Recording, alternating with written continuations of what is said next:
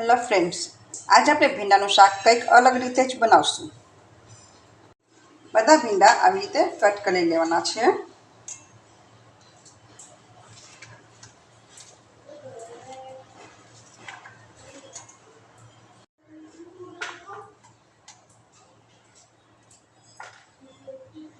બધા ભીંડા કટ કર્યા પછી વચ્ચે એક કાપો પાડી એના નાના નાના ટુકડા કરશું.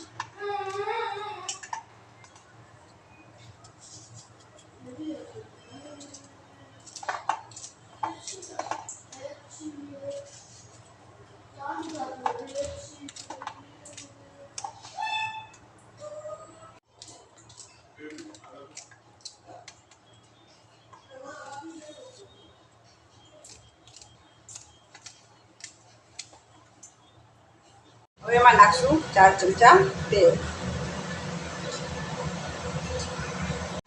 પછી નાખીશું થોડું જીરું, થોડી રાઈ, ત્યારબાદ નાખું થોડી હિંગ, એક લસણવાળી ચટણી.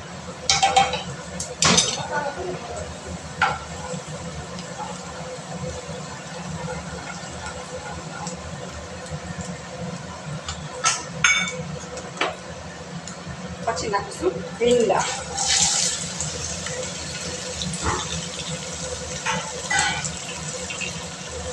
સ્વાદ પ્રમાણે થોડું મીઠું. પછી તેને સારી રીતે હલાવી નાખીશું. પછી તેને થોડી વાર ચડવા દઈશું. ત્યારબાદ મસાલો બનાવવા માટે મેં લીધી છે એક વાટકી સેવ, એક નાની વાટકી શેકેલા સિંગદાણા, થોડીક વરિયાળી ને અડધી ચમચી અજમો. આ બધું મિક્સરમાં એક સારી રીતે ક્રશ કરી લેશું. હવે આ મિક્સમાં તમે જે રીતે ખાતા હોય એ પ્રમાણે નાખશું લાલ મરચું.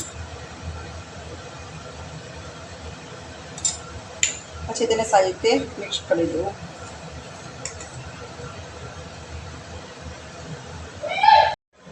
વચ્ચે વચ્ચે આ રીતે શાકને થોડી વાર હલાવતા રહેવું.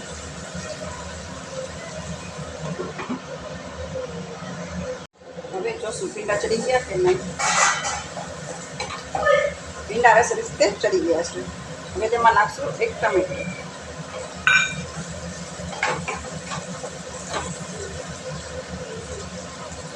થોડી વાર પાછું તેને ઢાંકીને ફેરવા દેવું. હવે જોશું 2 ટમેટા સરસ ચડી ગયા છે.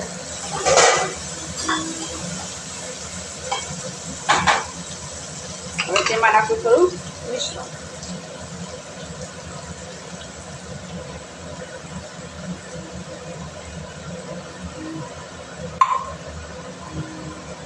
પછી તેને હળવાથી થોડું હલાવી લઈશું.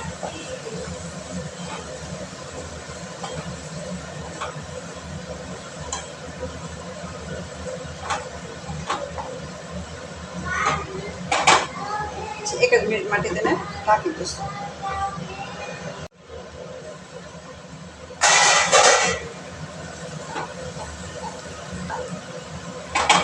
મસાલો સરસ ચડી ગયા પછી એમાં થોડું વેટ કરશું દહીં.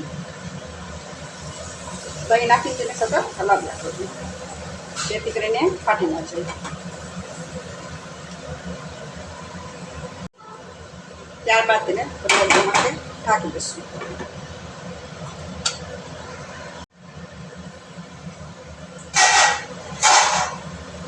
તમે જોઈ શકો હવે તેલ ઉપર આવી ગયું છે એટલે આપણું શાક સરસ રીતે થઈ ગયું છે.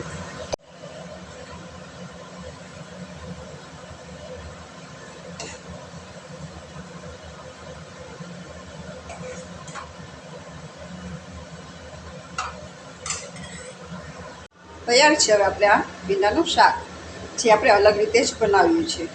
જે પણ કોઈ ખાશે તેને જરૂર ભાવશે. જો આ શાક આપણે ગમ્યું હોય કે ભાવી હોય તો એક લાઈક કરવા વિનંતી.